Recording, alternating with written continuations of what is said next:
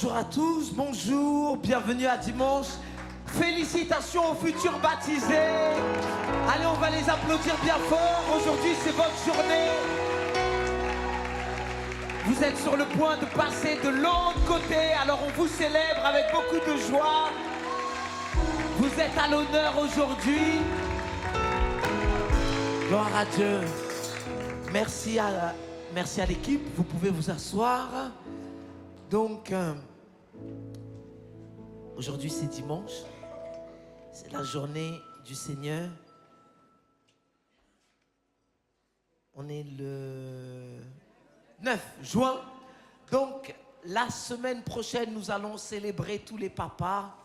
Donc, vous les papas, vous serez à l'honneur la semaine prochaine. Soyez forts parce qu'on a besoin de vous. La société ne sera pas pareille sans vous. Alors, s'il vous plaît, tous les papas, ramenez-les parce que dimanche prochain, c'est votre journée. Et aujourd'hui, nous allons voir la suite. Pardonnez-nous de notre retard parce qu'on vient d'une contrée lointaine et aujourd'hui, ça a été un peu différent. Donc, le planning a un peu changé, mais j'aimerais commencer en vous lisant certains témoignages de ce que Dieu est en train de faire dans la vie de plusieurs personnes. Bien entendu, je ne peux pas citer les témoignages de tout le monde, ça serait trop long. Mais vous savez, Dieu, même si on ne le voit pas avec nos yeux naturels, Dieu se manifeste dans la vie des uns et des autres. Est-ce que quelqu'un a le témoignage que Dieu a déjà fait quelque chose, ne serait-ce que dans sa vie? Montrez-moi vos mains si Dieu a fait quelque chose dans votre vie. Allez, je veux voir vos mains. Gloire à Dieu. Merci Kanou. C'est comme tu veux. Oh, bon, tu sais, tu peux passer devant la caméra, ils ne vont pas t'en vouloir. Alors, une personne m'a envoyé ce témoignage. Il y a 2 ans, j'ai reçu une indemnisation de 250 € pour un préjudice corporel, prétendument pour le remboursement des frais médicaux que j'avais dépensés, et l'affaire a été classée sans suite.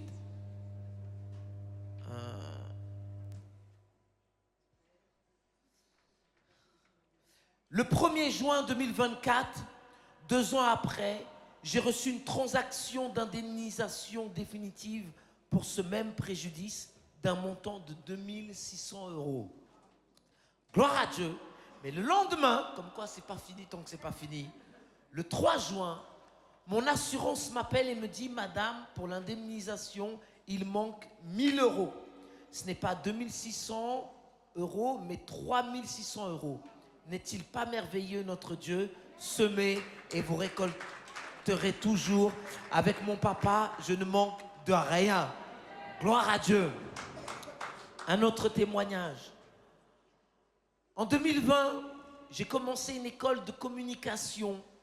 Les frais de scolarité s'élevaient à 5600 €. Comme quoi apprendre, ça coûte un prix. Et une personne proche m'avait assuré qu'elle s'occuperait de ce montant pour que je puisse me concentrer sur mes études. Malheureusement, cette personne n'a jamais réglé ses frais, qui étaient désormais à ma charge.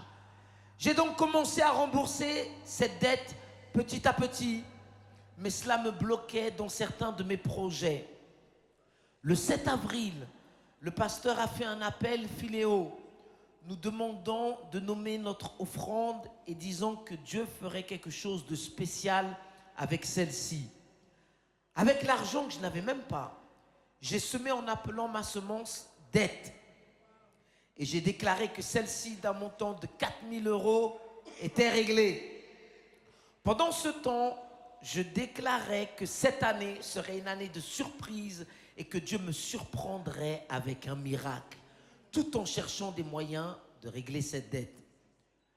Le mardi 28 mai, au culte de prière, le pasteur a déclaré: tout ce que vous avez semé durant cette première partie de l'année, vous le récolterez dans cette deuxième partie. J'ai entendu le Saint-Esprit me dire: envoie un mail à l'école et demande l'annulation de ta dette. Mon cœur a été tout à coup rempli de foi. Le jeudi, j'ai obéi et demandé l'annulation de la dette. En me réveillant le vendredi matin, j'ai lu mes mails et j'ai reçu la réponse suivante. J'ai échangé avec monsieur le directeur de l'établissement. Il accepte votre demande et annule le reste de votre dette.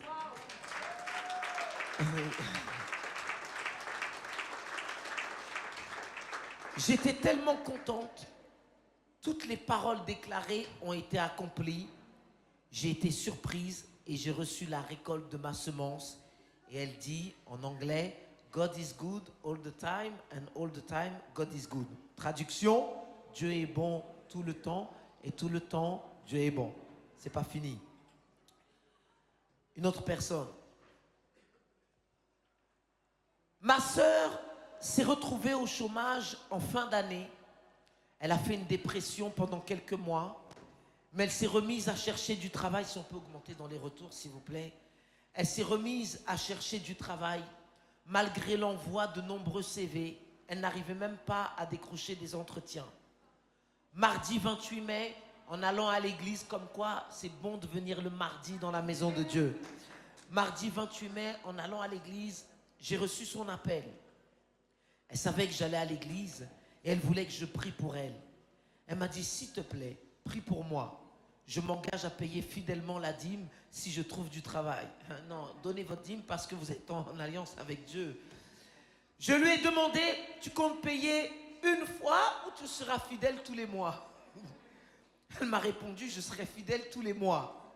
Je lui ai alors dit, d'accord. À l'église, j'ai demandé la grâce de Dieu pour elle. Ce même mardi, pendant le culte, il a été annoncé que si nous étions fidèles dans nos semences, nos prières, nos dîmes et nos offrandes, nous allions récolter au mois de juin. Bienvenue au mois de juin. Mercredi, elle a postulé à 2h du matin. Et à 8h, un recruteur l'a contactée pour un entretien. Jeudi et vendredi, elle a passé les tests. Mais elle m'a rappelé, paniquée, car elle avait échoué à tous les tests. Elle ne voulait pas se présenter à l'entretien final. Je lui ai dit, c'est là que tu vas voir que le Seigneur est avec toi et que c'est lui qui fait grâce. Le mardi 4 juin, elle a été contactée pour signer son contrat. C'est le dernier entretien qui a fait pencher la balance en sa faveur. Elle était la seule à avoir réussi l'entretien final après 5 mois de désert. Juin est le mois de la moisson. Est-ce qu'on peut remercier le Seigneur? Est-ce qu'on peut rendre gloire à Dieu?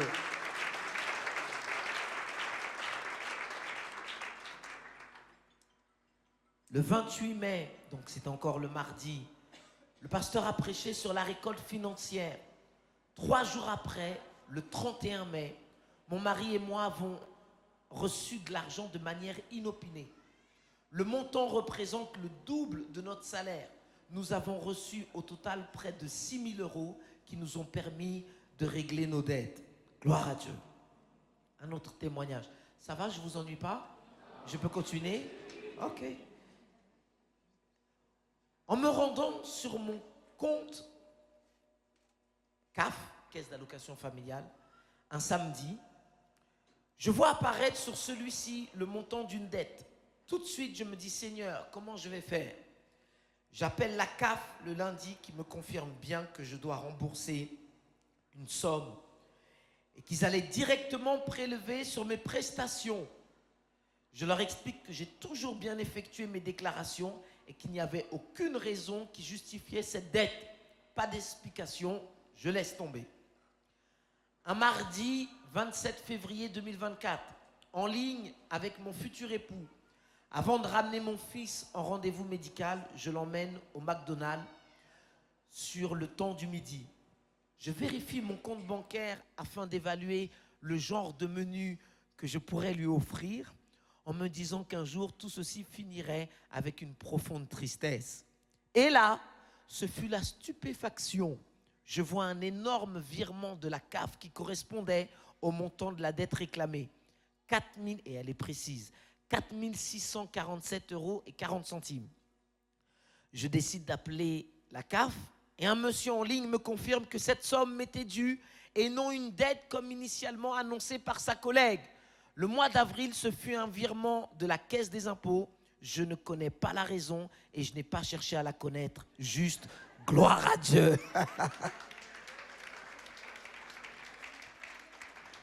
Dernier témoignage. Il est un peu plus long. Dieu est vraiment un scénariste étonnant. Il est fidèle et se tient toujours derrière sa parole. En début d'année, j'ai été promu dans des circonstances qui relèvent du miracle. Mais c'est un autre témoignage que je partagerai bientôt.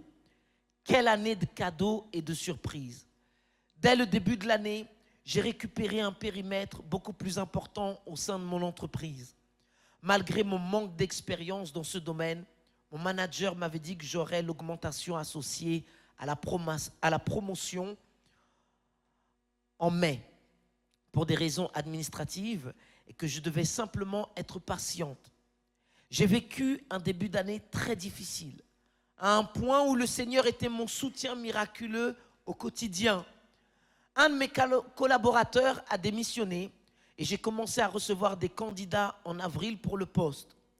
Le candidat retenu demandait une rémunération supérieure à la mienne, 70 000 €.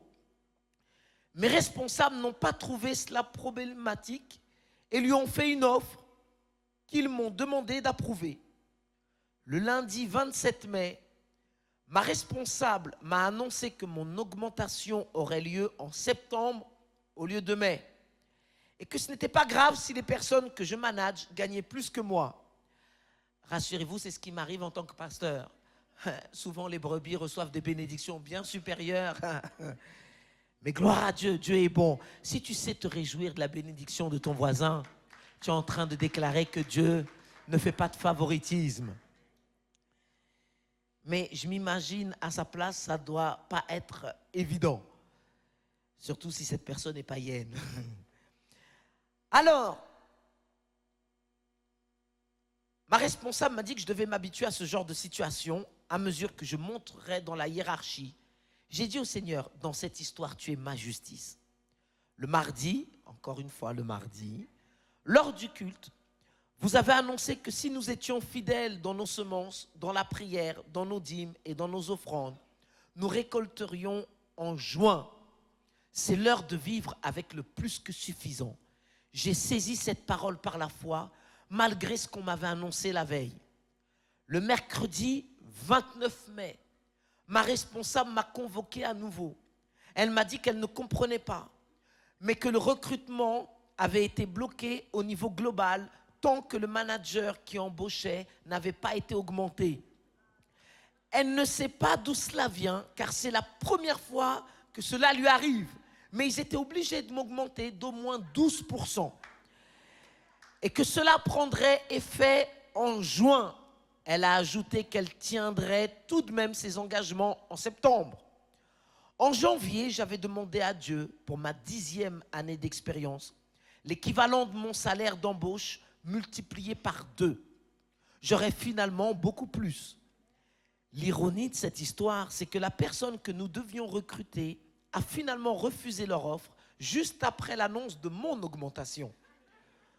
En début d'année, j'avais aussi prié pour une promotion pour mon mari, le double pour le trouble.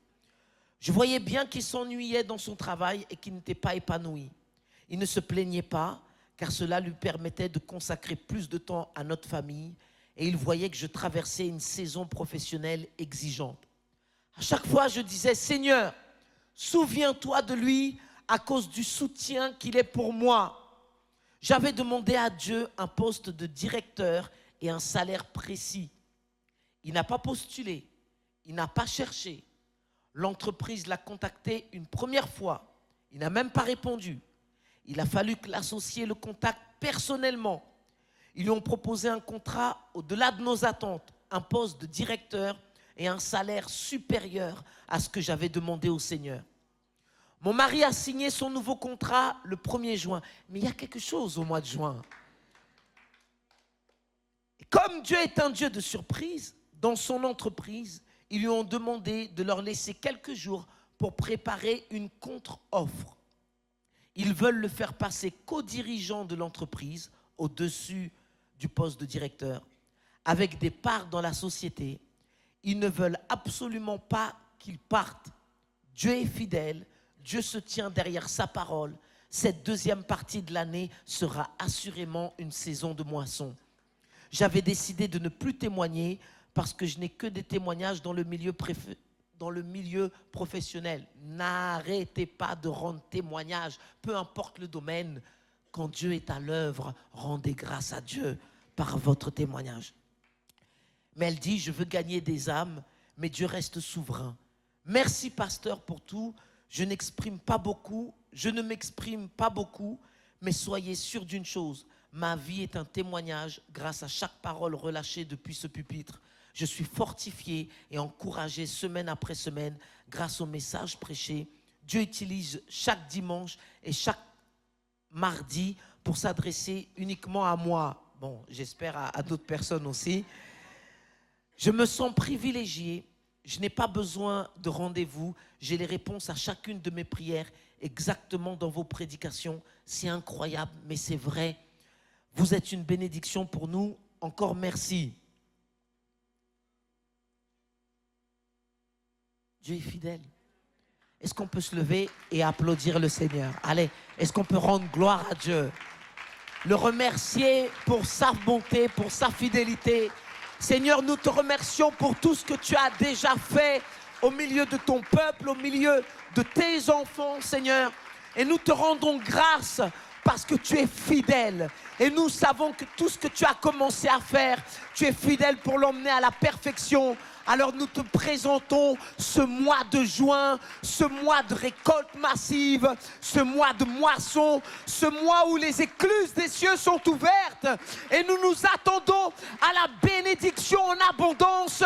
Père, continue d'ouvrir les écluses des cieux sur tes enfants et menace celui qui dévore dans le nom de Jésus, et que la bénédiction de l'Éternel puisse enrichir, puisse fortifier, multiplier dans le nom de Jésus. Et nous prions dans le nom de Jésus pour que toutes les portes qui sont encore fermées et qui doivent s'ouvrir, qu'elles s'ouvrent dans le nom de Jésus, qu'elles s'ouvrent, des portes pour le travail, des portes pour des logements, des portes pour de nouveaux contrats, des portes pour des promotions. Fais des rencontres improbables, Seigneur. Tu es un grand Dieu et ta main n'est pas rétrécie pour agir. Surprends-nous, Seigneur, et continue à nous surprendre, et que ce mois de juin, de juillet, d'août, septembre, octobre, novembre, décembre, jusqu'à la fin de l'année, soit un mois de surprise. Tu nous as donné ta parole, tu as envoyé ta parole, et tu es fidèle pour qu'elle ne retourne pas vers toi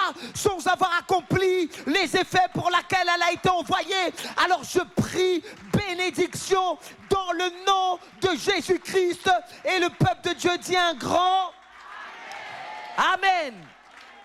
Dites à quelqu'un, sois prêt pour ce mois de juin. Je vous en prie, asseyez-vous. Asseyez-vous.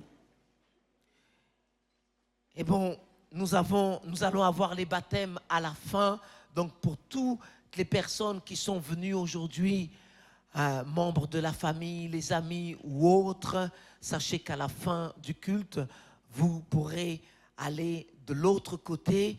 Il y a un endroit qui est préparé pour pouvoir célébrer tous les futurs baptisés. Et l'Église a préparé une collation pour les baptiser avec les membres de leur famille proche.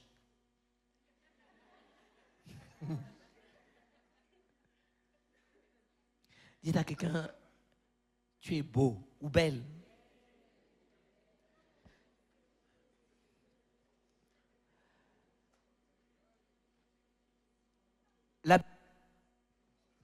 Un de son. La Bible dit que nous sommes le sel de la terre. Cela veut dire que tu as de la valeur. Et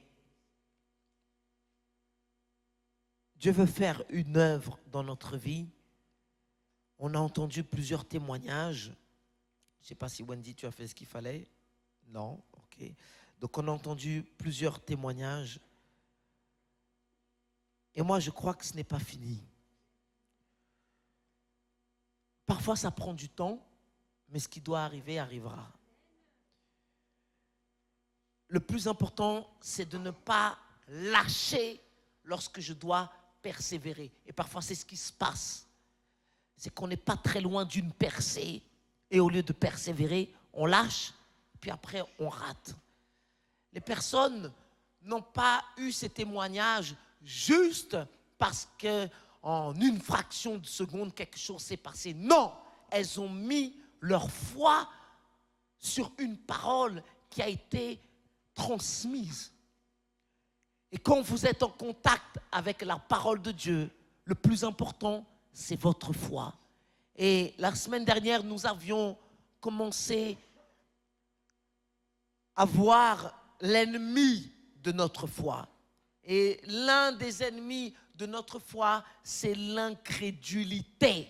C'est l'heure de mettre cet ennemi à la poubelle, de le mettre dehors. Et aujourd'hui, on va continuer. Alors, je vous invite à ouvrir votre Bible, s'il vous plaît, en Matthieu.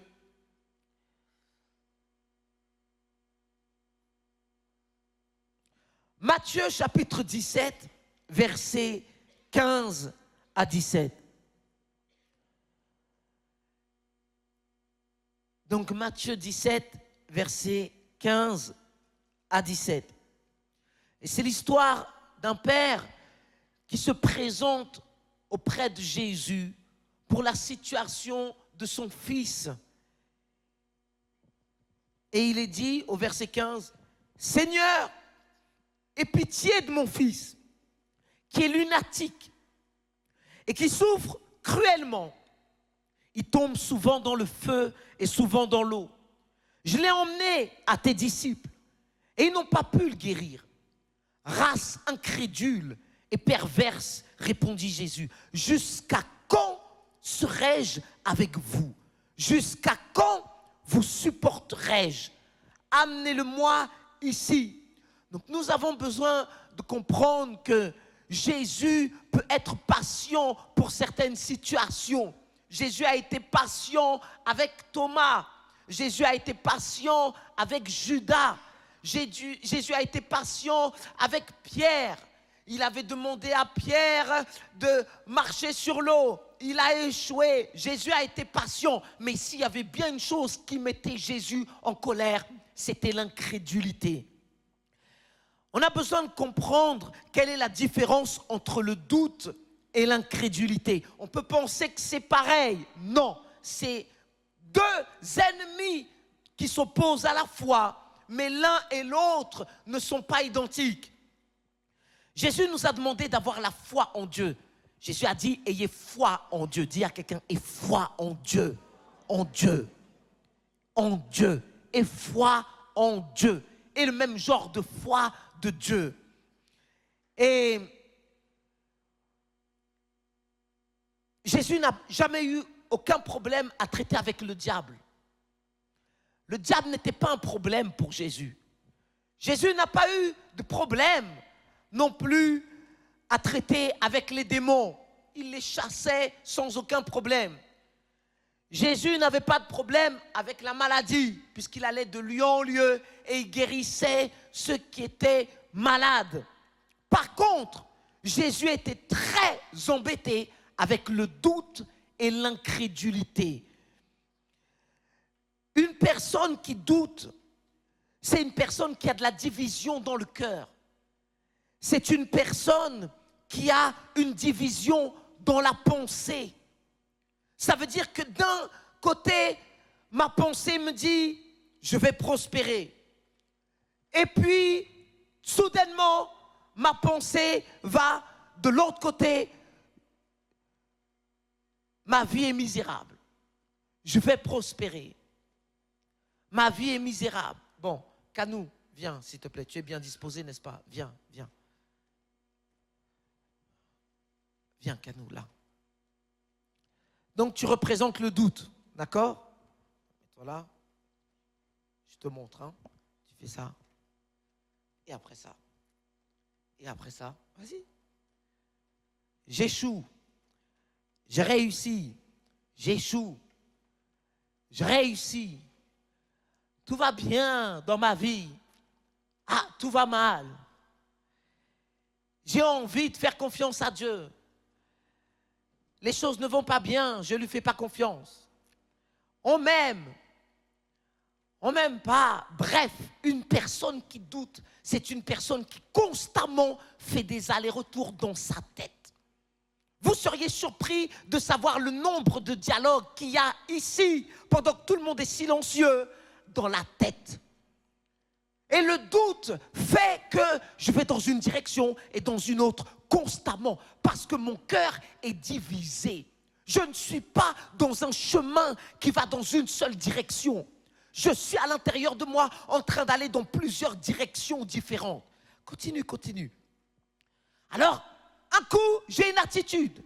Puis après, j'ai une autre attitude. J'ai des convictions. Et puis après, j'ai le contraire de mes convictions. Je crois, je ne crois pas. Et le doute fait que je sois constamment, dit la Bible, comme le flot de la mer. Les vagues viennent et elles s'en vont. Ça vient, ça part. Mais quand vous regardez, il est en train de se déplacer. Il est en train de dépenser de l'énergie. On peut le voir et se dire que peut-être il est actif, il fait des choses. Mais le doute dans sa vie fait qu'au final, il ne va nulle part. Quand je vis dans le doute, ma vie va nulle part. Et ça, c'est le résultat d'un cœur qui est divisé. Ça, c'est le résultat d'une personne qui vit avec de la division à l'intérieur. Tu ne peux pas avoir à l'intérieur de toi tout et son contraire. À un moment donné, il faut que tu comprennes que le doute dans ta vie va te pénaliser parce que Dieu ne peut pas agir au milieu des gens qui doutent. Je ne parle pas de l'incrédulité, je parle du doute. Certains, vous doutez au sujet de la dîme. Alors financièrement, aller-retour. On peut vous parler au sujet du baptême du Saint-Esprit. Aller-retour. Prospérité, aller-retour. En fait, tout ce que Dieu dit, si je doute, ces choses-là ne pourront pas s'accomplir dans ma vie. En Jacques chapitre 1, verset 6, Jésus dit ceci, enfin le Seigneur, le Saint-Esprit, mais qu'il la demande, comment? Parlez avec moi, comment? Avec foi, sans quoi? Sans douter. Car celui qui doute est semblable, allez vas-y, au flot de la mer, agité par le vent et poussé de côté et d'autre. Chaque personne qui vit dans le doute, au lieu d'aller dans une direction, elle fait quoi? Elle fait des allers-retours. À un moment donné, il faut que tu en aies assez de faire des allers-retours dans ta vie. C'est triste de commencer à un endroit et que Dieu a prévu une progression pour ma vie, mais au lieu d'aller de gloire en gloire et de victoire en victoire, comme le Seigneur veut que j'aille, alors je vis constamment dans des doutes. On me dit des choses, mais je doute. On me donne des instructions, mais je doute. Et le doute va faire que tu fasses des allers-retours. Jusqu'à quand tu vas faire des allers-retours? À cause du doute qui est à l'intérieur de toi. Je veux demander une promotion au travail. Ah, finalement, si je demande, ils vont dire non. Je veux apprendre à jouer la guitare. Ah, mais finalement, je ne sais pas si je pourrais. Je veux passer mon permis. Ah, mais la dernière fois, j'ai réussi. Arrête de douter. Dis à quelqu'un, arrête de douter. Arrête de douter. Eux vont se faire baptiser. Mais peut-être que d'autres personnes auraient pu se faire baptiser. Mais elles ont douté. Alors, elles ratent. Et on se dit, ah, demain, tu sais, demain ne t'appartient pas. Chaque jour suffit sa peine. C'est pour ça que ce que je dois faire, il faut que je le fasse vite. Parce que se dire, je le fais pas, j'y vais pas, tantôt oui, tantôt non, va faire que ma vie va nulle part. Arrête de douter. Tu es semblable au flot de la mer. Tu vas, tu viens. Tu es comme une balle de flipper.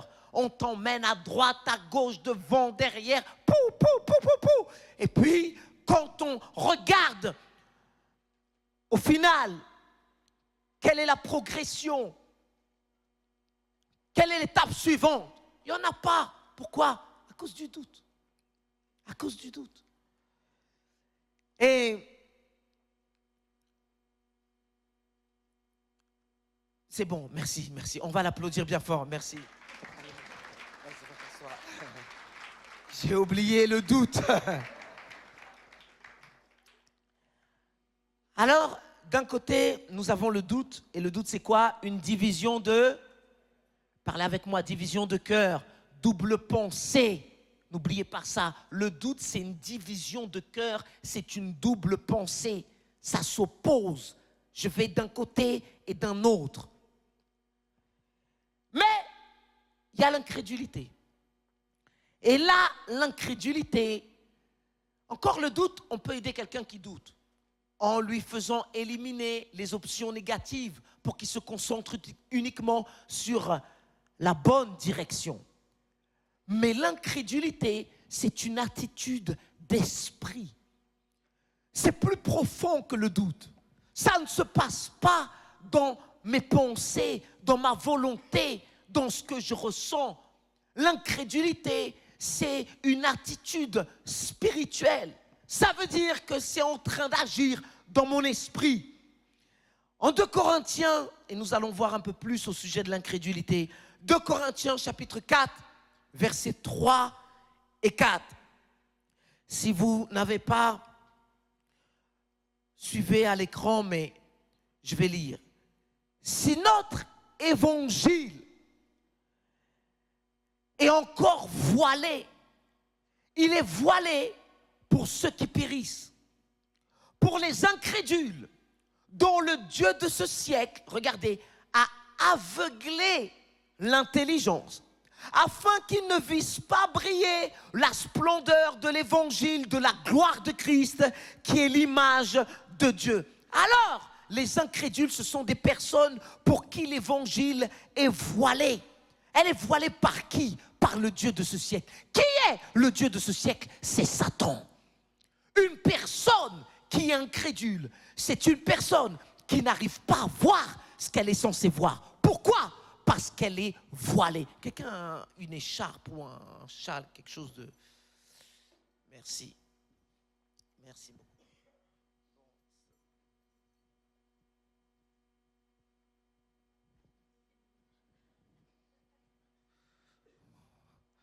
Voilà. Alors, au lieu de voir, je vois rien. Bon, il faut que je sois prudent parce que je sais qu'il y a des marches. Ah, mais j'en suis sûr, vous voyez derrière. Bah, venez faire l'expérience et je vous montre et je vais vous demander d'aller dans une direction et vous verrez. Mais je ne vois pas. Je ne vois pas qu'il y a une bénédiction juste devant moi. Je ne vois pas qu'il y a une porte ouverte. Je ne vois pas ce que Dieu veut que je voie. Pourquoi? Parce que je suis voilé. J'ai un voile. Et quand vous avez un voile, pour plus qu'on vous montre les choses, vous ne voyez rien. C'est comme une personne qui veut lire la Bible et elle a un sac sur la tête. Elle a un sac. Tenez, merci Sylvie. J'avais demandé à l'équipe une image, Christelle, l'image du sac. Je vais vous montrer une personne incrédule, à quoi elle ressemble. Voilà.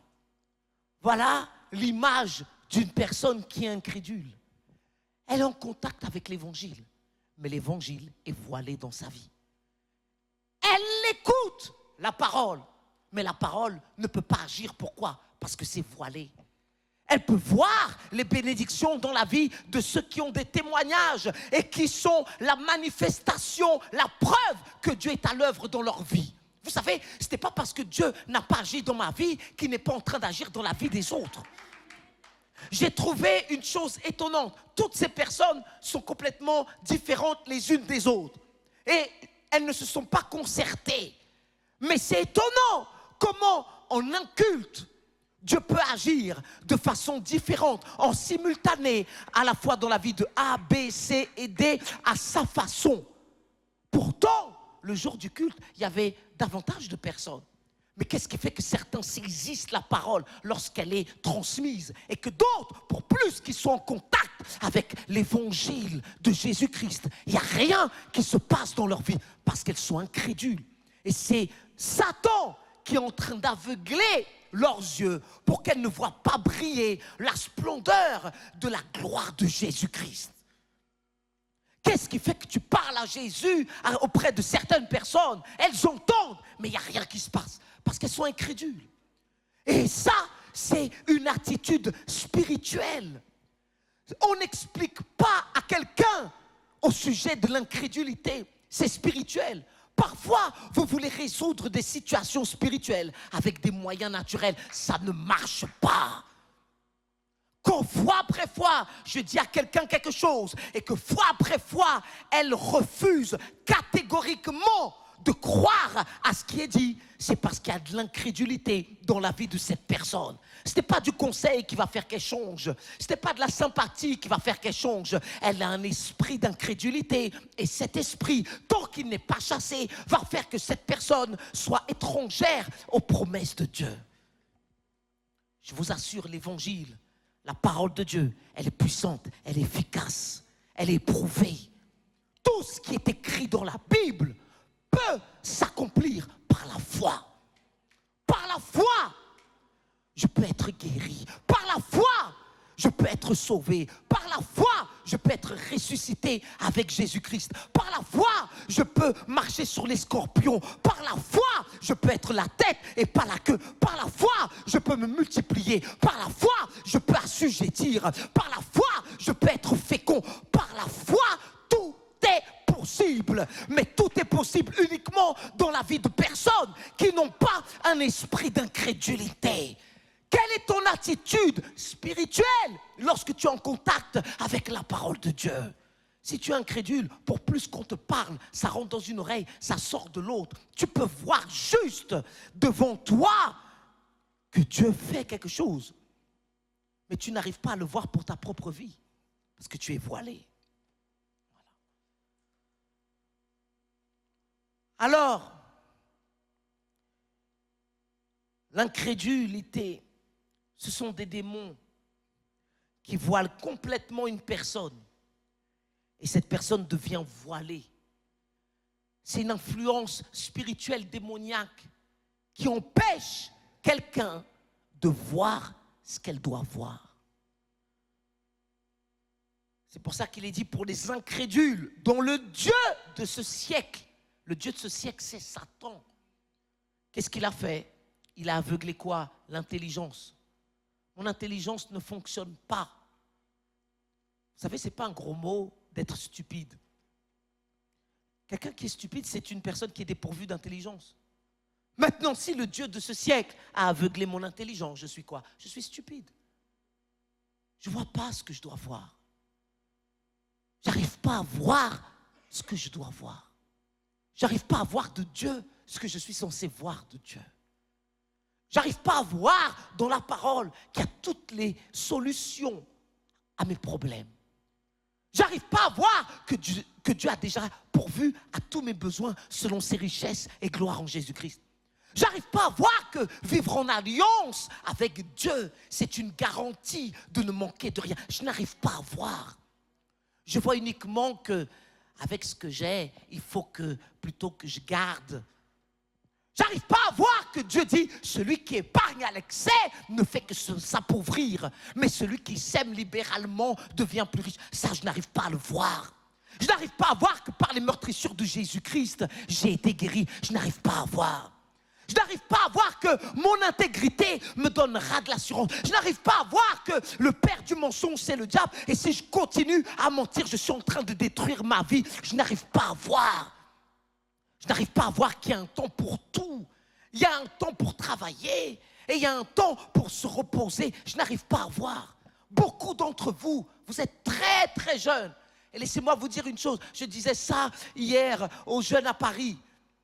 Quand vous avez 20 ans et que vous vivez constamment en faisant des bêtises et du n'importe quoi, les gens qui sont autour de vous et qui ont plus de maturité, en vous regardant et se disent, bon, c'est pas grave, il est encore jeune, il y aura des années devant lui pour changer.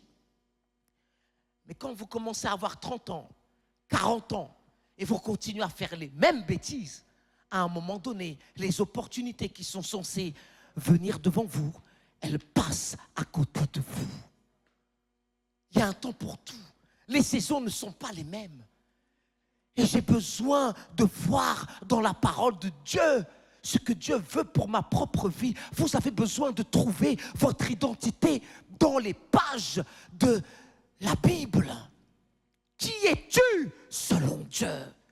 Maintenant, quand je suis voilé, je vais penser que je suis timide, alors que Dieu ne m'a pas donné un esprit de timidité, mais d'assurance et d'hardiesse. Mais tant que je suis incrédule, je ne vois pas. Je ne vois pas. Alors quand une personne est dans le doute, sa tête divague dans deux directions opposées. Mais une personne qui est incrédule, c'est une personne qui est sous attaque démoniaque. Elle est voilée par un esprit démoniaque. Quand on parle d'esprit démoniaque, certaines personnes pensent à des gens qui viennent devant, s'il y a un appel, elles se roulent par terre, elles crient, elles se mettent à baver et on dit, ah, ça c'est un esprit démoniaque. Sachez que beaucoup de fois, c'est de l'instabilité émotionnelle. Mais un jour, on pourra aborder cela. Mais parfois, les démons sont silencieux. Parfois, les démons ne font pas de bruit, ils ne crient pas. Très calme. Mais ils m'empêchent de voir ce que je dois voir. J'entends parler de l'alliance au niveau d'un homme et d'une femme. Je parle de mariage. Mais je suis incrédule. Je continue à vivre en concubinage, malgré que je sois en contact avec l'évangile. Vous savez, Dieu ne nous tient pas en rigueur quand on est étranger à la parole de Dieu. Dieu ne va pas me demander quelque chose, de faire quelque chose, alors qu'il ne m'a pas déjà donné une instruction. Dieu est miséricordieux, Dieu est bon. Mais quand j'écoute et que je persiste à vivre en dehors de sa volonté, ce n'est plus de l'ignorance, c'est de l'incrédulité. Dieu dit, tu es le temple du Saint-Esprit. Tu es le temple du Saint-Esprit. Ton corps ne t'appartient pas. Alors Dieu ne t'a pas créé pour que tu payes des dizaines d'euros pour détruire ton propre corps. Dieu ne t'a pas créé pour que tu ailles te droguer et que tu sois en train d'abîmer ton propre corps. Tu es le temple du Saint-Esprit. La vie, madame, que tu portes à l'intérieur de toi, non, ce n'est pas juste ton corps et tu fais ce que tu veux comme la société veut que tu te comportes. Non, la vie que tu as permis d'avoir à l'intérieur de toi, il faut qu'elle arrive jusqu'à son terme. Tu n'es pas censé mettre fin à cette vie. Vous savez comment ça s'appelle? Ça s'appelle pas une intervention volontaire de grossesse. Ça s'appelle un meurtre. Que tu le veuilles ou non, c'est un crime aux yeux de Dieu. Vous savez, il y a plusieurs genres de crimes. Le fait d'avoir une mauvaise pensée vis-à-vis de mon frère et de ma sœur, je suis un criminel. Mais aujourd'hui, on vote des lois pour que les personnes puissent avoir des arguments acceptables dans leur pensée pour faire quelque chose qui s'oppose à la volonté de Dieu. Et bien sûr, il ne manquera pas de personnes qui ont cette pensée de relativité, parce qu'aujourd'hui, on vit dans cette époque, tout est relatif. C'est ton choix. Si c'est valable pour toi, si à tes yeux c'est acceptable, eh bien, c'est la vérité. Si à mes yeux, cela n'est pas acceptable, c'est la vérité. En d'autres mots, chacun choisit sa vérité. C'est comme si vous preniez un élastique pour mesurer un objet. Donc, de 0 à 5 mètres, c'est votre élastique.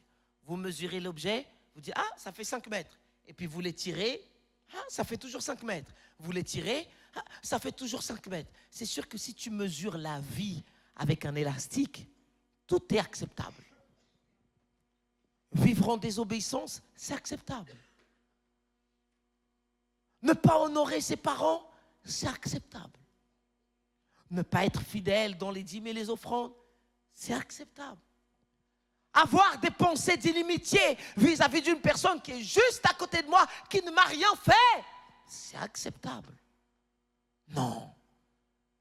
On ne veut pas vivre sous l'incrédulité parce que l'incrédulité nous empêche de voir ce que je dois voir. Il y a des choses dans ta vie, il faut que tu commences à les voir. Il faut que tu commences à voir la terre promise que Dieu a prévue pour toi.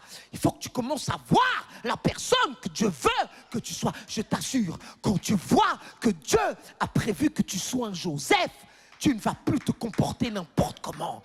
Quand tu vois que Dieu a prévu que tu sois un Daniel, tu ne vas plus accepter la nourriture des autres. Tu vas dire, cette nourriture, vous pouvez la donner aux autres, mais à moi, je sais quel est le régime que je dois avoir. Dis à quelqu'un, tu n'es pas n'importe qui. Ne sois pas incrédule. Ne sois pas incrédule. Ne sois pas incrédule. Ne sois pas incrédule. Dieu dit, si quelqu'un est en Christ, il est une nouvelle création. Les choses anciennes sont passées. Arrête de vivre dans ton passé à cause de l'incrédulité. Dieu n'est pas un homme pour mentir. Si tu es en Christ, tu es une nouvelle création. Ça veut dire quoi? Quand Dieu te voit, il te voit non plus basé sur le passé. Il te voit basé sur qui tu es et sur qui tu vas devenir. Parlez avec moi. J'ai dit, parlez avec moi. Vous qui allez vous faire baptiser.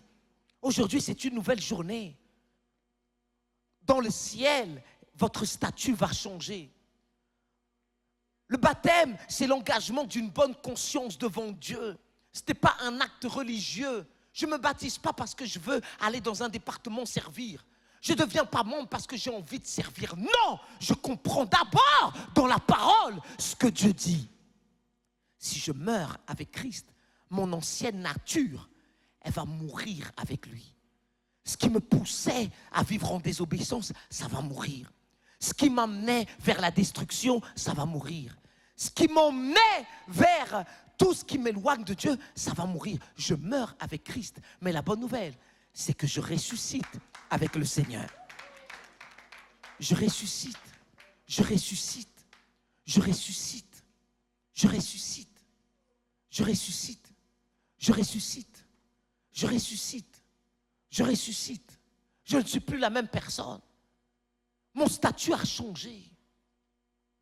C'est pour ça qu'il faut marcher par la foi et pas par l'incrédulité. Et une chose que je remarque, il y a trop d'incrédulité dans ce pays, dans cette nation. Les gens écoutent l'évangile, mais ils ne croient pas. C'est pour ça que leur vie, elle est toujours normale, alors que Dieu a prévu un niveau de vie qui est au-delà du normal. Vous savez pourquoi il y a des gens de notre famille qui ne veulent pas venir à Christ? Parce qu'elles regardent notre vie. Ça fait des années que je dis que je vais à l'église, mais ma vie est aussi catastrophique que la leur. Pourquoi je ferai des efforts le mardi? Pourquoi je ferai des efforts le dimanche? Pourquoi je déciderai de me priver de ce qui pour les autres est un plaisir pour que ma vie soit toujours misérable? Mais quand les personnes de ma famille voient que la promotion que je ne suis pas censé avoir, finalement Dieu me la donne. Les choses que je ne mérite pas, finalement Dieu me les donne. Les situations pour lesquelles eux, ils n'arrivent pas à se débrouiller et qu'ils me demandent à moi de prier pour eux, c'est que voyez-vous, lorsqu'on voit que ton Dieu n'est pas de la théorie, mais que dans ta propre vie, il est un vrai Dieu. La Bible dit que la création attend avec un ardent désir la révélation des fils et des filles de Dieu. Qui sont les personnes qui viennent te voir pour te demander d'imposer leurs mains, tes mains à leur enfant pour qu'ils soient guéris? Qui sont les personnes au travail qui viennent te voir pour te dire j'en ai assez de vivre en dépression, j'ai besoin d'avoir la joie que toi tu as? C'est que voyez-vous, si Dieu ne peut pas le faire dans ma vie, alors quel sera le témoignage aux yeux des gens qui m'entourent? On On ne vient pas à l'église pour venir à l'église. On vient pour chercher la foi. J'ai besoin de foi pour lundi. J'ai besoin de foi pour mardi. J'ai besoin de foi pour mercredi. Que quelqu'un parle avec moi ici. J'ai besoin de foi parce que sans la foi, il est impossible d'être agréable à Dieu. Mais l'incrédulité fait que je sois voilé. Je peux entendre au sujet de Jésus, voilé. J'entends les miracles dans la vie des uns des autres. Et même en écoutant les miracles, l'incrédulité fait que je me dise, ah, est-ce que c'est vraiment vrai? Sois libre de répondre. Mais les personnes qui ont rendu témoignage, elles savent que c'est vrai. Elles savent que Dieu est fidèle. J'ai dit, elles savent que Dieu est fidèle. Beaucoup d'entre vous, vous volez Dieu, je le sais. Vous savez comment je sais? Parce que Dieu n'est pas un homme pour mentir. Dieu dit, j'ouvrirai les écluses des cieux et je répondrai sur vous. Dieu n'a pas dit sur votre voisin. Dieu n'a pas dit, je répondrai sur toute l'église. Non! Dieu est un expert à faire la différence entre ceux qui ont la foi et ceux qui sont incrédules. Pourquoi Dieu bénirait des personnes incrédules? Tu devrais être beaucoup plus prospère financièrement que tu ne l'es. Tu sais ce qui t'empêche? La foi dans les principes de Dieu. Ça ne s'explique pas, la dîme. On obéit parce qu'on a la foi ou pas. N'expliquez pas les choses de Dieu. C'est par révélation. Vous croyez que Jésus était là en train de dire, Laurette, il faut que tu saches que je suis le Fils de Dieu. Je suis le Fils de Dieu. Je suis le Fils de Dieu. Zoubeïdé, croyez que je sois le Fils de Dieu. Ethan, allez, crois que je sois le Fils de Dieu. Valérie, crois. Et puis je suis là en train d'essayer de prouver aux gens qui je suis. Vous savez pourquoi vous êtes en train de vivre pour prouver aux autres? C'est parce que vous êtes au milieu de gens qui sont incrédules à votre sujet. Oh! À force de vivre avec des gens qui ne croient pas en vous, vous vivez constamment pour prouver que. Quand tu sais que la puissance de Dieu est en toi, si jamais la puissance de Dieu, malgré que je sois proche d'elle, ne se manifeste pas dans sa vie, je ne vais pas me remettre en question. Si malgré tout, la puissance de Dieu qui est dans ma vie ne se libère pas dans sa vie, je ne vais pas toujours me remettre en question. Et si la puissance de Dieu qui est en moi se manifeste puissamment dans sa vie, alors, question, qui doit changer? Je vais te dire qui doit changer. Les incrédules. Ce sont ceux qui ne croient pas, qui doivent être libérés de cet esprit démoniaque qui vient de Satan pour leur empêcher de voir. Alors, au milieu de 12 disciples, on a Thomas qui est en contact avec Jésus. On a Barthélemy qui est en contact avec Jésus. On a Marc qui est en contact avec Jésus. On a Jean qui est en contact avec Jésus. On a Pierre qui est en contact avec Jésus. Et puis Jésus, expert à poser des questions, en connaissant déjà la réponse, il dit, qu'est-ce que les gens disent à mon sujet? Parfois, Dieu va faire des tests pour savoir si les personnes autour de toi ont de la révélation ou si elles sont incrédules. Alors, je ne vais pas passer mon temps à dire, Laurette, tu sais, il faut que tu crois, il faut que tu crois. Non. Il y a des situations qui vont prouver que tu crois ou pas. Parce que la foi, elle a des œuvres. La foi, ce n'est pas de la théorie. La foi se matérialise. Et puis, une personne a la révélation. Tu es le Christ, le Fils du Dieu vivant. Ce n'est pas la chair et le sang qui te l'ont révélé. C'est mon Père qui est dans les cieux. C'est l'heure de vivre, non pas par information, mais par révélation. Christianisme, ce n'est pas de l'information. Christianisme, c'est de la révélation. Et comment je sais que j'ai de la révélation? Je marche par la foi. Je marche par la foi. Tu n'es pas là pour me convaincre. Je marche par la foi. Ça veut dire quoi? Que tu crois ou pas, je sais en qui j'ai cru. Vous m'avez entendu, Église? Que tu crois ou pas, je sais en qui j'ai cru. Ma foi ne dépend plus de ce que toi tu vas faire dans ta vie. C'est pas parce que mes copines vont à l'église que moi je suis pour aller à l'église. Et le jour où mes copines ne vont plus à l'église, alors moi je ne vais plus à l'église. C'est pas de la foi, c'est du copinage. La foi va faire que, même si tout le monde veut me persécuter, même si tout le monde veut que je maudisse le nom de Jésus, je suis désolé. Même si on veut m'empêcher de parler au sujet de Jésus-Christ, même si on vote une loi pour m'empêcher de prier le Dieu d'Israël, le vrai Dieu, alors il y a quelque chose qui est à l'intérieur de moi et ça s'appelle la foi qui va faire que je passe par-dessus l'opposition. Quand tu as la foi, il n'y a rien qui peut t'arrêter. Rien ne va t'arrêter. Les montagnes viendront devant toi, mais tu dis à cette montagne, ôte-toi de là, jette-toi dans la mer. Et si tu ne doutes point en ton cœur, mais que tu crois ce que tu dis arrive, tu le verras s'accomplir. Je ne sais pas ce à quoi tu t'attends de la part de Dieu, mais je prie que tu ne sois pas venu juste pour assister à un spectacle, mais que tu sois venu pour recevoir une parole qui va changer ta vie. Leur Éloire peut changer, mais leur Éloire changera parce que Dieu a suscité un peuple de foi. Dieu ne cherche pas une église de plus.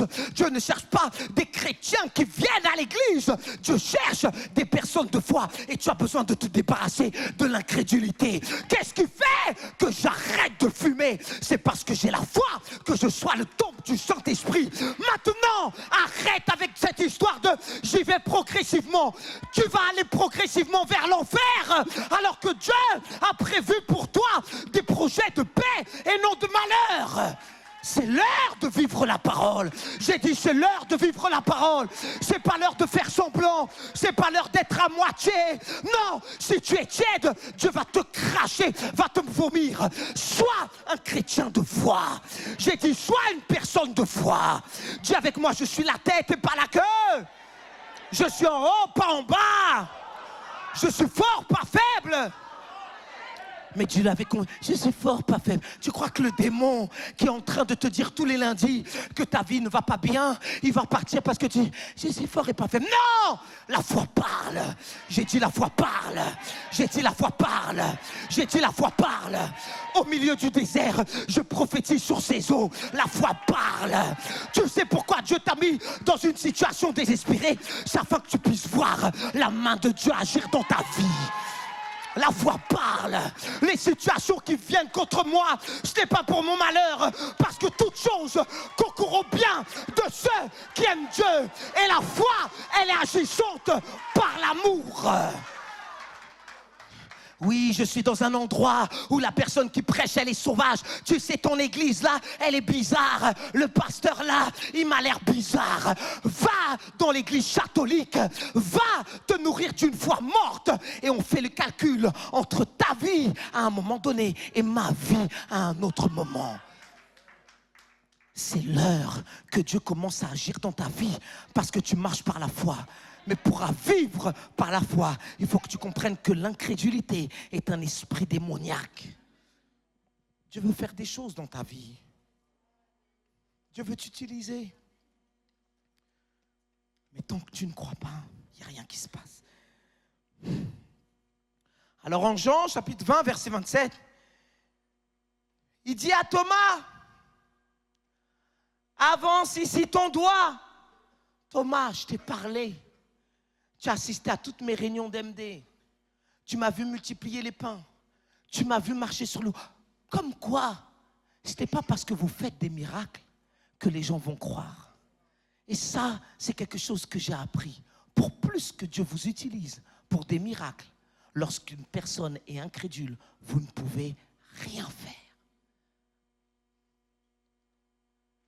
Thomas a vu des choses que vous et moi, nous entendons, nous lisons, mais nous n'avons pas été témoins pour les voir. Vous imaginez 5 pains, 2 poissons, je rends grâce, pouf, multiplication. Non, nous, il faut qu'on aille au Leclerc Drive pour acheter du thon, pour acheter du pain de mie, pour faire des sandwichs. pour plus que Seigneur, multiplie les pains de mie. Pour l'instant, je n'ai pas eu ce miracle. Et vous savez pourquoi? Parce qu'on n'en a pas besoin aujourd'hui.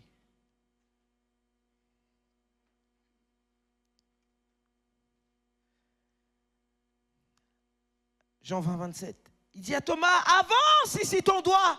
Regarde mes mains. Dis à quelqu'un, regarde. Arrête d'être aveuglé. Regarde. Avance aussi la main et mets-la dans mon côté. Et regardez ce que Dieu dit. Et ne sois pas quoi? Mais ne sois pas quoi? Ne sois pas quoi? Mais quoi? Mais? Ah, je n'y crois pas, incrédule. J'entends, mais je n'y crois pas. Tu es incrédule. Et tant que tu es incrédule, tu es sous attaque. Tu ne te rends même pas compte. Tu es sous attaque. Et Satan fait tout pour t'empêcher. Que les yeux de ton esprit s'ouvrent. Le jour où les yeux de ton esprit s'ouvrent, ta vie est une vie qui n'a plus de limitation. Il n'y a plus de barrières. Il n'y a plus d'impossibilité. Le mot « je ne peux pas » n'existe plus. Le mot « je n'y arrive pas » n'existe plus. Vous savez pourquoi des gens sont fâchés avec moi? Parce que je vous assure, je suis une personne de foi. Je veux voir la main de Dieu dans ta vie. Alors, je veux te voir dans une situation où tes forces naturelles ne te permettront pas d'y arriver. Et c'est là qu'on peut voir si la foi, elle est opérationnelle ou pas chez toi. À quoi ça me sert d'avoir un grand Dieu si les choses que je fais, je peux les faire de moi-même? Et beaucoup d'entre vous, vous vivez dans ce niveau-là. Vous avez votre travail tranquille. Que d'autres qui n'ont pas Dieu, ils font la même chose que vous. Et parfois, certains le font même mieux. Les mêmes appartements que l'État veut donner à tout le monde. Je ne sais plus à qui je disais cela, mais je disais à une personne, l'église n'est pas l'endroit où on vient prendre un shot d'adrénaline, un coup d'adrénaline, si vous voulez, pour oublier nos problèmes. Ce n'est pas du christianisme. C'est du déni. Tu sais quel est ton lundi quand tu n'es pas ici. Tu sais comment est ta semaine quand tu n'es pas en contact avec une atmosphère de foi. Et peut-être que tu te dis, ah mais quand je rentre à la maison, ce n'est pas la même atmosphère, ce n'est pas la même ambiance. Dieu te montre que c'est possible d'avoir une atmosphère similaire, même au milieu du chaos et de la confusion, parce que tu vis dans le royaume de Dieu. C'est possible que ta vie change. C'est possible que ta vie aille de l'avant. C'est possible que tu puisses toi aussi expérimenter des miracles de bénédiction inopinés. Lis la parole de Dieu sans le voile et regarde ce que Dieu a pu faire dans la vie de tellement de personnes pour te montrer que c'est possible. Dis à quelqu'un, c'est possible. Dis-lui, c'est possible. C'est possible d'avoir une joie inexplicable.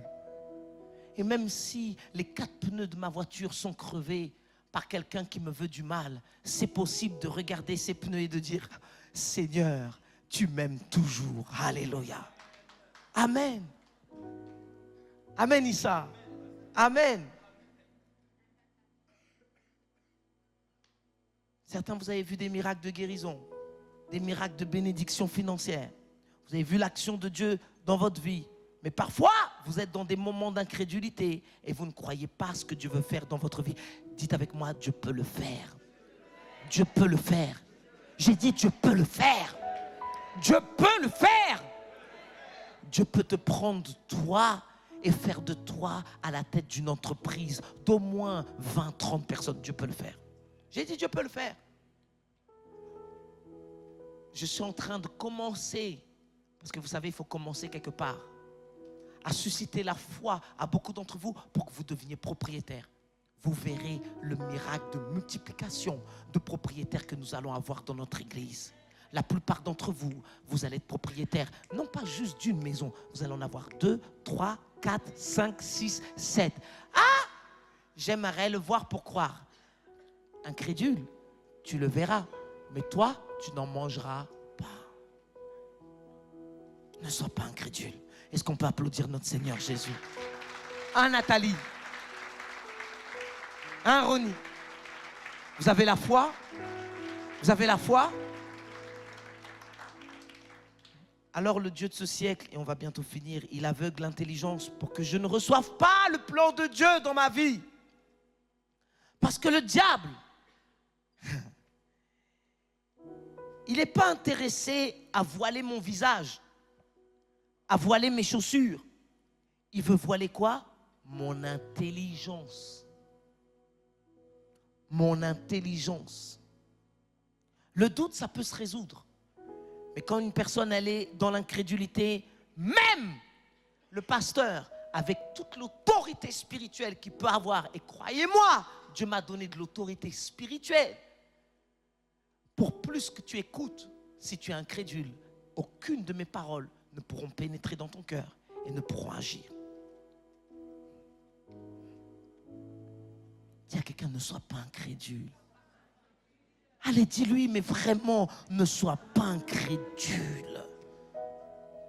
Ne sois pas incrédule. Ça t'empêche d'arriver là où Dieu veut que tu arrives. Je te mets au défi, mets ta vie en ordre financièrement.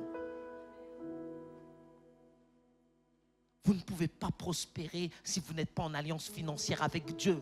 Vous allez vivre des miettes de ce monde alors que Dieu a prévu des bénédictions en abondance. Ouvre tes yeux. Ton pasteur t'a dit que dans quelque temps, ils vont construire partout dans l'Eure-et-Loir. Regarde, c'est en train d'arriver maintenant. N'attends pas que les choses arrivent pour dire « Ah, finalement, c'était vrai » quand tu es en contact avec quelqu'un qui a la foi. Écoutez-moi, arrêtez de dépenser de l'argent dans des choses éphémères. Arrête de t'acheter des vêtements juste pour montrer que tu as un argent que tu n'as pas.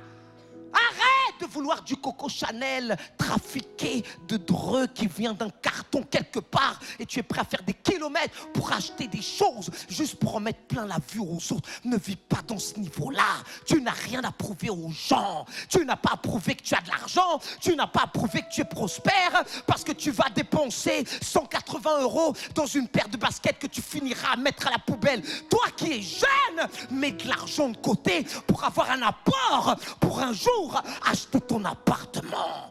Ça, il faut la foi pour vivre à ce niveau-là. Que quelqu'un parle avec moi ici. Que quelqu'un parle avec moi.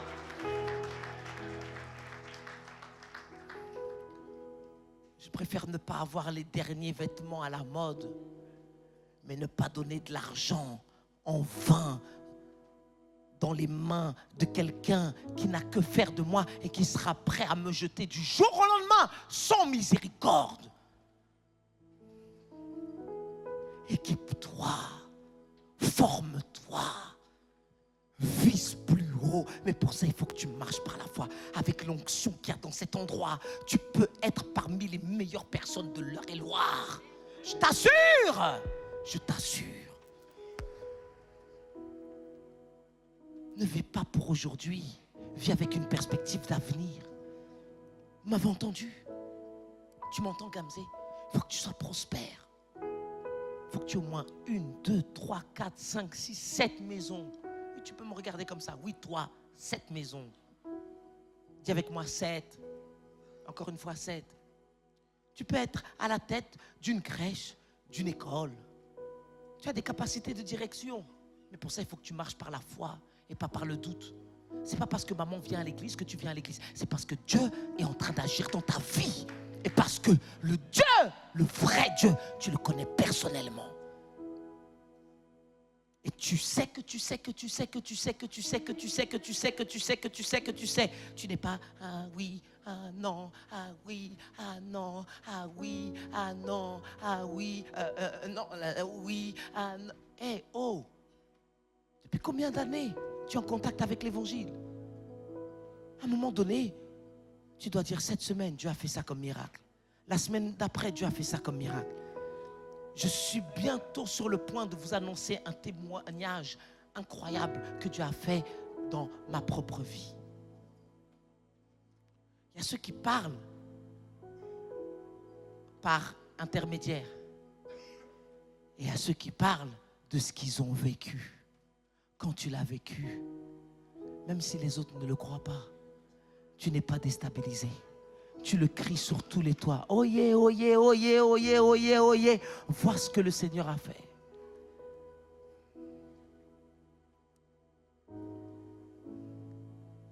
Je vous ai dit, le Colisée, ils l'ont construit pour nos futurs spectacles. Vous le verrez s'accomplir. Et mon frère, Chris, il est où, Chris de l'Étoile? Chris, il est venu me voir. Pasteur, tenez le magazine. J'avoue, au départ, j'ai dit, oh Chris, qu'est-ce que tu veux me montrer encore? Parfois, même moi, je peux être incrédule. Dis à quelqu'un, pardonne l'incrédulité du pasteur, pardonne-lui. Oh. Je suis incrédule dans les moments de fatigue. Il vient me voir. Il me dit, pasteur, je vous ai offert un magazine. Par sympathie, j'ai dit, chouette, merci. Et puis je l'ai laissé sur mon bureau une semaine. Alors, et c'est ça que j'aime avec Christ, c'est qu'il est persévérant. Alors, pasteur, vous avez lu? Non, je n'ai pas encore lu. Mais il faut le lire, il faut le lire. Alors, pasteur, vous l'avez lu? Non. Et vous savez, la foi vient de quoi? De ce qu'on entend, ce qu'on entend. À Paris, sur mon bureau, j'ai dit, bon, allez, je vais prendre ce magazine. Et puis je commence à ouvrir. Et moi, je pensais que la plus grande salle, c'était le Colisée. Et là, je vois, il y a l'Iliade, c'est ça? L'Iliade. 10 000 mètres carrés.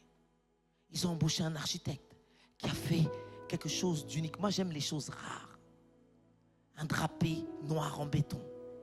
Pour embaucher un architecte de je ne sais où pour faire quelque chose ici, c'est parce qu'ils savent déjà en avance qu'il y a quelque chose qui va se passer ici. Et puis je vois séminaires, des salons ou autres. Ça, c'est ce qu'ils ont écrit. Mais moi, je vois croisade d'évangélisation,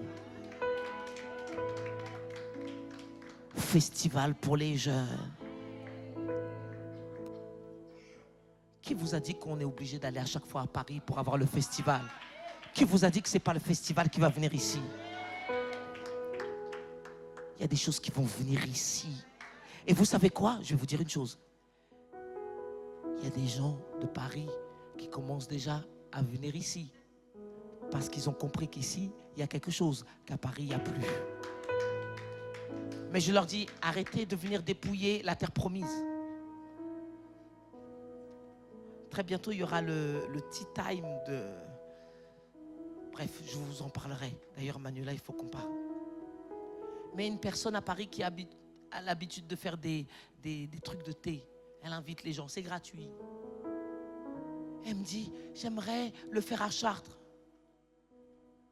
Et elle pensait que j'allais dire, chouette, super, oh. Je lui ai dit, qu'est-ce que ça va nous rapporter à nous qui sommes ici? Arrêtez de vous voir inférieur par rapport aux autres. Vous n'êtes pas moins que les autres. Vous m'avez entendu? Le même Dieu, il est ici. Je viens de voir qu'à Dreux, ils ont ouvert une patinoire. En mois de juin, on a besoin de savoir qu'ils ont ouvert une patinoire à Dreux. Waouh! Mais très bientôt, quand vous allez venir ici, vous allez dire, vois ce que le Seigneur a fait. Ne sois pas incrédule. Et je vais terminer avec un verset.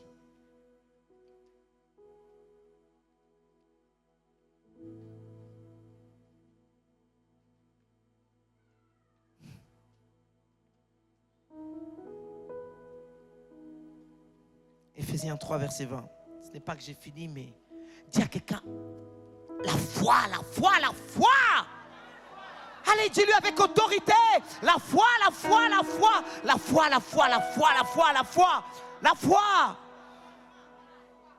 Crie-le bien fort, je marche par la foi. Plus fort, je marche par la foi. Plus fort, je marche par la foi. Qu'est-ce que le diable a peur quand tu commences à avoir cette déclaration? Déjà le dire de ta bouche, je marche par la foi. Je marche par la foi, pas par la vue.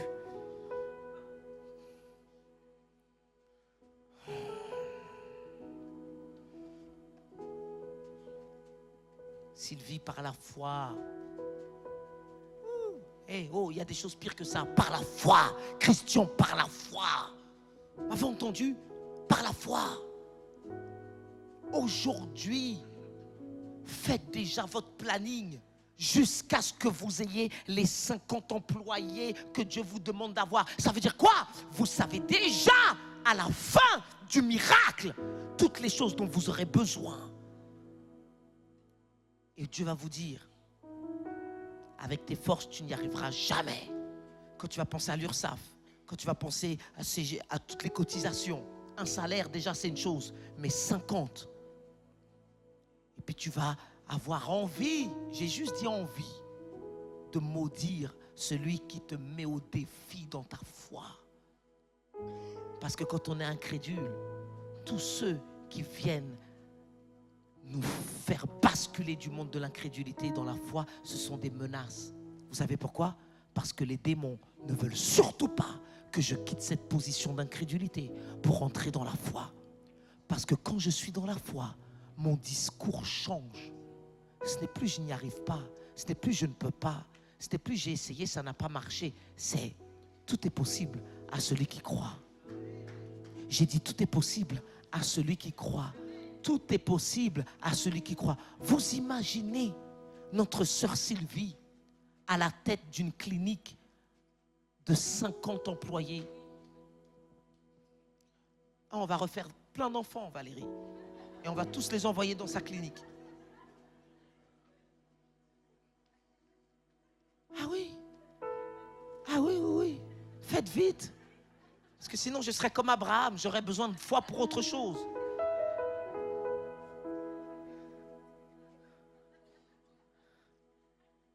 Infâme. Dieu a dit qu'on sera fécond et qu'on va se multiplier. Au moins, si on a au moins 50, si toute l'église se vide, au moins on pourra continuer à faire le culte. C'est une stratégie. Vous dites amen. Et Christian, c'est vous qui allez conduire notre bus. Maintenant, on a plein. Qui est conducteur de bus, s'il vous plaît? Levez-vous, levez-vous, levez-vous. Vous savez conduire des bus. Regardez, regardez, regardez. On en a 4. Non, restez debout. Applaudissez-les, applaudissez-les.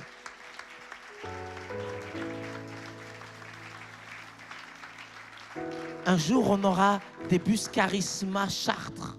Écoutez-moi. Avec des vitres teintées. Avec un beau logo Charisma Chartres. Des bus classe. Et on ira faire des voyages. Avec tous les chef d'entreprise de notre église. Donc 4 bus, vous imaginez le nombre. Et on ira dans certains endroits pour parler de certaines choses. Asseyez-vous, je vous en prie. Si vous saviez qui vous avez en face de vous, vous seriez en train d'hausser vos expectatives. Je n'ai pas été envoyé pour de la survie. Je suis envoyé pour de la conquête. Les personnes qui veulent une vie de survie avec moi, c'est très difficile. Mais si tu veux conquérir, je t'assure, tu as tout ce dont tu as besoin pour commencer quelque part. Étape par étape. Arriver à un prochain niveau, à un prochain niveau. Regardez-vous qui êtes ici. Je suis tellement fier de vous. Certains d'entre vous, si on vous avait dit, il y a 2 ans, un jour, tu serais à l'église en train de te faire baptiser. Vous allez regarder ces gens-là et vous allez dire, non mais tu t'es pas trompé de personne. Moi, église, moi, et regardez ce que Dieu peut faire. Mais vous ne savez pas ce que Dieu va faire au mois de juillet, au mois d'août, au mois de septembre et l'année d'après. Hein?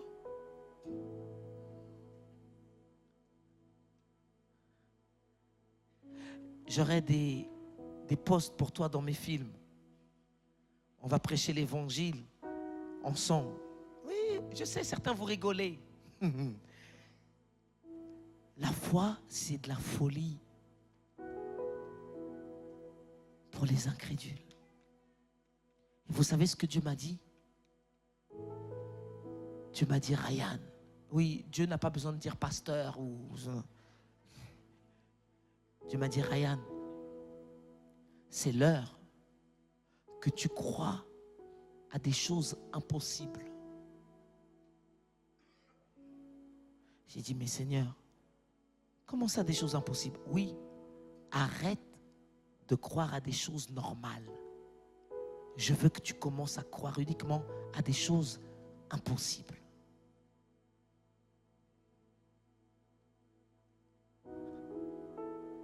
Dans votre lignée naturelle, familiale, j'en suis sûr qu'il n'y a personne dans votre famille qui a la tête de 50 employés. Personne. Quand vous allez le devenir, j'ai pas dit si, j'ai dit quand vous allez le devenir. Ce n'est pas si, c'est juste quand. Beaucoup de prières de certaines personnes vont s'arrêter.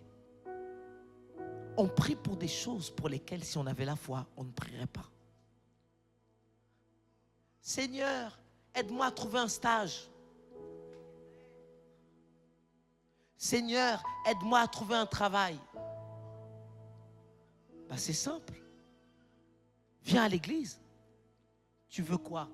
Tu veux travailler dans le domaine médical? Tu veux travailler dans la logistique? Tu veux travailler avec les personnes âgées? Tu veux travailler dans les affaires? Tu veux travailler dans la communication? Tu veux travailler dans la sécurité? Tu n'as que l'embarras du choix. Parce qu'il y a des personnes de foi qui ont fait ce que les autres se sont dit, ce n'est pas possible. On va se lever, on va applaudir le Seigneur. Sylvie, je ne vous lâcherai pas. 50 ans. Quand vous vous réveillez, 5 ans. Si vous êtes une personne de foi, je vais vous aider à travailler pour. Et moi, grandis dans la foi et après on parlera. Mais je vais vous montrer comment je travaille dans les coulisses. C'est comme la prédication que Dieu nous avait donnée. Dieu a permis au prophète de voir comment Dieu faisait le vase. Et quand ça échoue, qu'est-ce que Dieu fait? Recommence. Qu'est-ce que Dieu fait? Qu'est-ce que Dieu fait? Qu'est-ce que Dieu fait? Qu'est-ce que Dieu fait? Écoutez-moi bien. C'est une saison qui est déterminante. Dans le calendrier de Dieu, nous sommes dans une saison déterminante. Parce que Dieu nous met aux portes.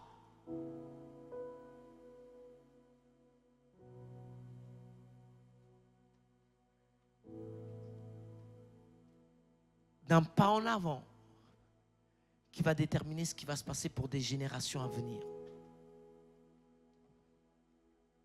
Les kamikazes, on aura rendez-vous peut-être mardi.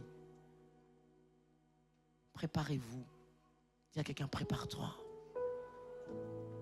Il y a des choses qui vont se passer.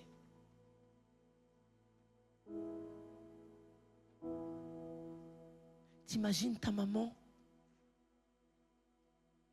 C'est quel rire ça? Un rire de foi? Oui, ah non, ah oui, ah non. Tu as la foi? Oui.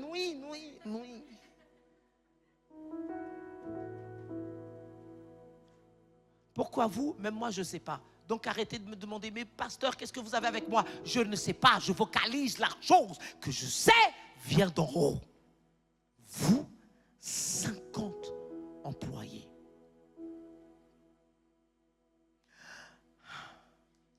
50. On a déjà une experte comptable. Comment? Pas encore? Tu es experte comptable. J'ai décidé que tu es experte comptable. Je répète, on a déjà une experte comptable. J'ai rien entendu. Amen. Vous avez entendu, vous? Amen. On recommence. Nous avons dans notre église une experte comptable. Amen.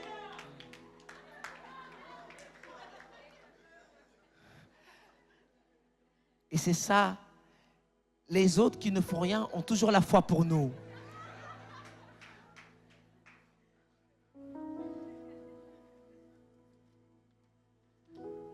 Ce n'est pas un diplôme qui fait de toi qui tu es.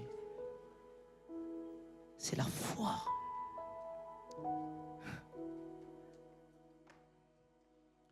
On a tout dans notre église pour faire des exploits. Je vous assure. Mais Dieu veut qu'on chasse l'incrédulité. Dites avec moi incrédulité. Dites-le avec autorité, incrédulité. Dégage de ma vie. J'en ai assez que tu m'empêches de voir ce que Dieu veut que je puisse voir. Assez de me voiler. Assez de me garder en prison. Tout est possible. Pour moi, tout est possible. Tout est possible. Tout est possible. C'est possible. C'est possible. Diable, laisse-moi tranquille. C'est possible. Je peux vivre heureux. C'est possible. Je peux vivre en bonne santé. C'est possible. Je peux vivre en accord selon la parole de Dieu. C'est possible. Je peux vivre en bénédiction. C'est possible. Je peux être prospère. C'est possible. Je peux être fort. C'est possible. Je chasse le doute qui me fait faire des allers-retours. Je chasse le doute qui divise mon cœur. Je chasse le doute qui m'empêche d'avoir de l'assurance. Doute, sors de ma vie.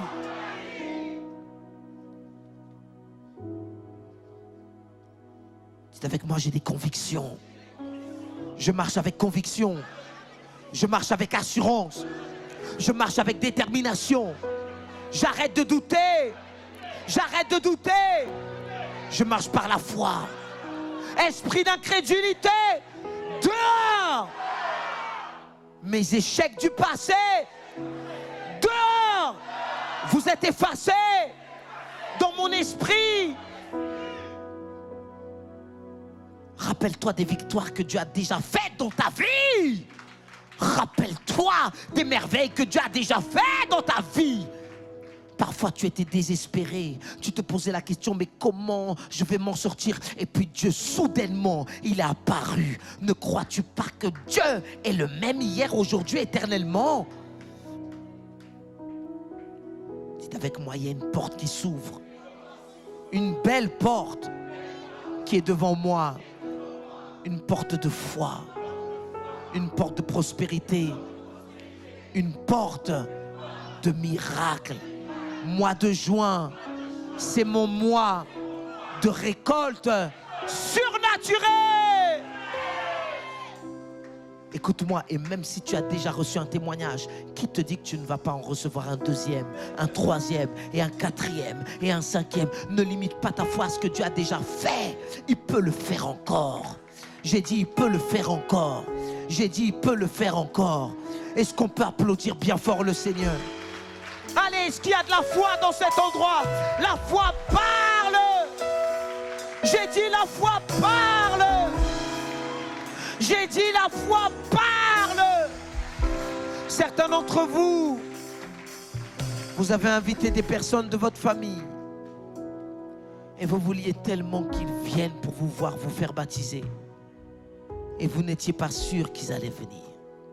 Et Dieu vous a surpris, ils sont là aujourd'hui. Alors je demande à ce que tout le monde ferme ses yeux, courbe la tête s'il vous plaît. Et je ne voudrais pas terminer le culte sont donnés une opportunité que uniquement ceux qui ont la foi pourront répondre. Je ne suis pas là pour une religion. Je n'ai pas de religion à vous proposer. Je suis désolé. La religion ne sauve pas. La religion ne change pas les cœurs. Elle change les comportements. Mais le miracle de Dieu, si j'ai la foi, c'est qu'il va prendre mon cœur endurci à cause des déceptions. Et vous pouvez dire, mais avec tout le mal qu'on m'a fait, mon cœur était ouvert, mais on s'est moqué de moi. J'ai une bonne nouvelle. Si vous êtes en Christ, vous êtes une nouvelle création. Alors je voudrais permettre à tous ceux qui sont là aujourd'hui pour la première, deuxième fois, peut-être même la troisième fois, peut-être ça fait un mois, peu importe. Mais vous dites, pasteur, je veux donner ma vie à Jésus. Je veux lui faire confiance, je veux vivre par la foi.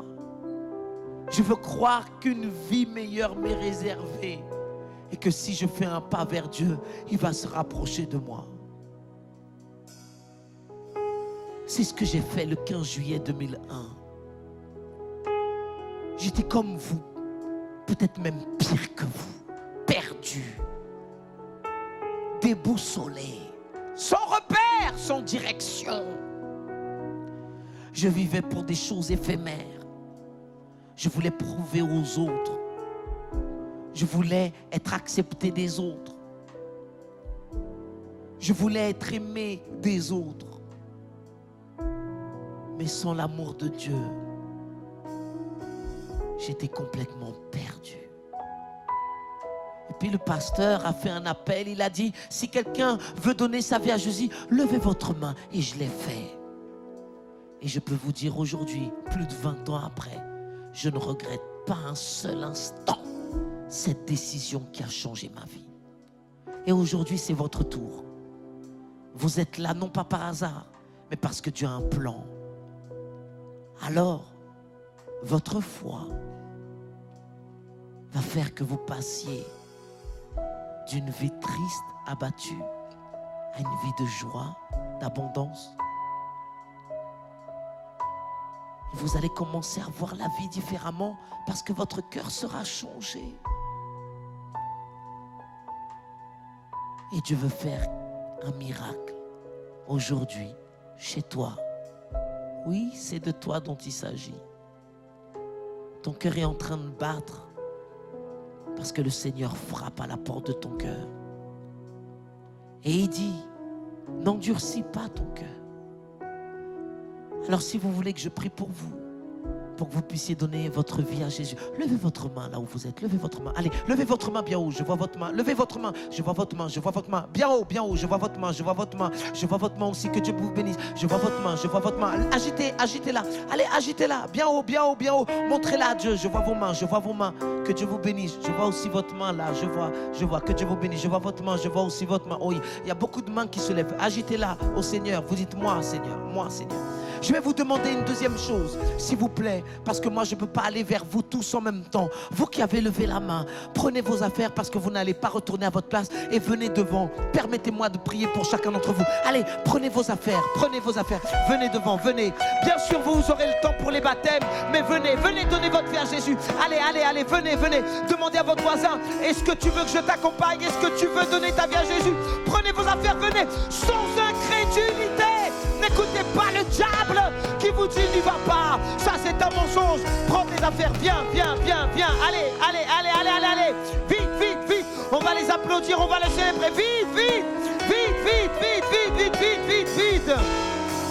Allez. C'est possible, on y va. C'est possible de voler. C'est possible que ta vie change, on y va. Allez, venez. Dites oui à Jésus. On va leur faire de la place. Allez. Hey, c'est possible. D'être en haut. Allez.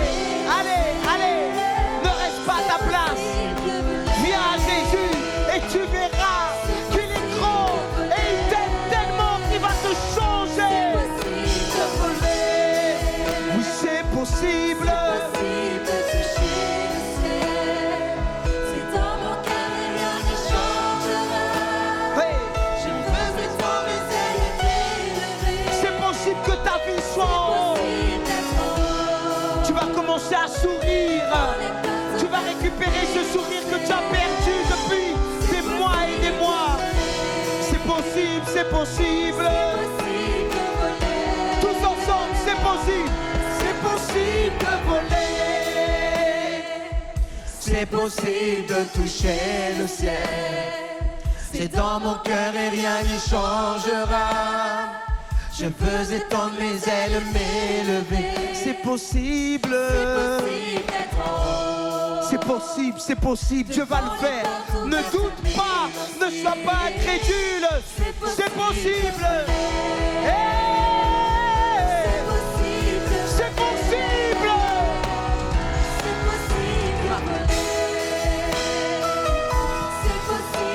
Tu ne seras plus jamais la même personne.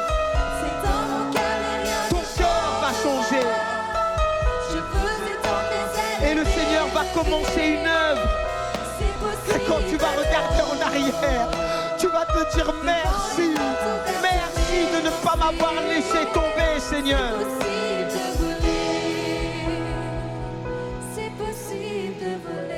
Ce n'est pas lui qui t'a laissé tomber. Il attendait que tu t'approches de lui. Et ne crois pas que c'est le résultat du hasard que tu sois là aujourd'hui. Dieu t'aime tellement qu'il a orchestré cette journée pour toi. Alors vous qui êtes devant, je vous invite à fermer vos yeux et pensez au Seigneur Jésus. Il a dit, si tu crois, tu verras la gloire de Dieu. Si seulement tu crois, tu le verras. Alors vous qui êtes devant, vous allez faire cette prière à voix haute. Parce que le ciel veut vous entendre. Et l'Église va nous aider. On va le faire tous ensemble. Et répétez avec moi, bien fort, dites, cher Seigneur, je me tiens devant toi, tel que je suis. Tu connais ma vie, tu connais mon avenir, tu connais mon cœur. Il n'y a rien qui te soit caché parce que tu es Dieu. Aujourd'hui, je décide de sortir de l'influence de Satan. Il a voulu m'aveugler. Mais aujourd'hui, je vois. Je vois que tu m'aimes. Je vois que tu es là, Seigneur. Je vois que tu me tends la main pour me sortir d'une vie éloignée de ta présence et m'emmener dans ton royaume. Je veux cette paix que toi seul tu peux me donner. Je veux cet amour que toi seul tu peux me donner. Je veux cette vie que toi seul tu peux me donner. Tu es le chemin, tu es la vérité, tu es la vie. Je décide de croire en toi. Je décide de te suivre. Seigneur, aide-moi à aller jusqu'au bout, à avoir de la persévérance, pour qu'un jour, lorsque tu reviendras, je sois prêt à vivre éternellement avec toi. Je veux te connaître, je veux t'aimer et je veux suivre tes pas. Ma vieille vie s'arrête aujourd'hui. Je crois que Jésus-Christ est mort à la croix pour toutes mes fautes. Il m'a pardonné. Et aujourd'hui, je dis oui. Je dis oui. Je dis oui. Je dis oui. Seigneur, j'ai prié Dans le nom de Jésus-Christ. Amen. Amen. Vous qui êtes devant, fermez vos yeux. Je vais prier avec chacun d'entre vous pour que vous puissiez recevoir le Saint-Esprit. Je vais prier pour vous. Recevez le Saint-Esprit. Le miracle a déjà commencé. Recevez le Saint-Esprit. Recevez le Saint-Esprit. Recevez le Saint-Esprit. Recevez le Saint-Esprit.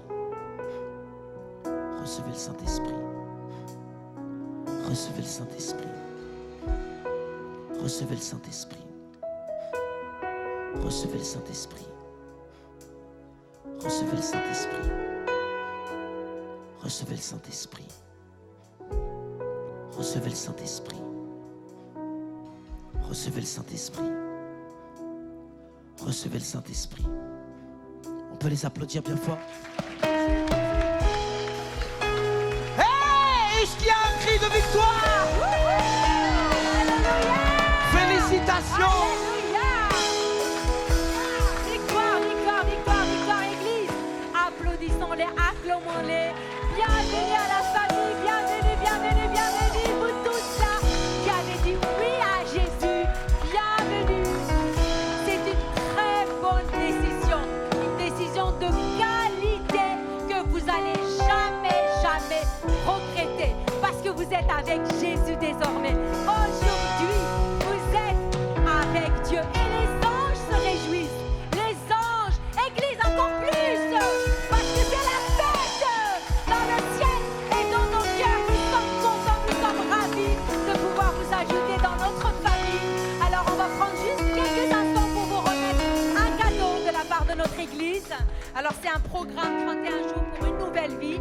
C'est un livre très très fort avec plein d'instructions pour votre nouvelle vie. Et on va vous soumettre ça maintenant parce que je sais qu'il y a d'autres choses qui se passent après. Mais ne partez pas s'il vous plaît avant de l'avoir. Mon équipe est là tout de suite à gauche, donc à droite pardon. Vous allez aller par là et puis après on vous libère. 5 minutes seulement.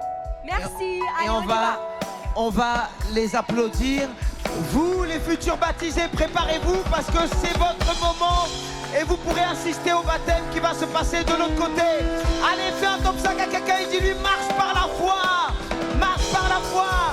Allez, fais un top 5, top 5, top 5. Marche par la foi. Marche par la foi. Marche par la foi. Marche par la foi. Hey, hey, hey. Est-ce qu'il y a un cri de victoire? Alléluia.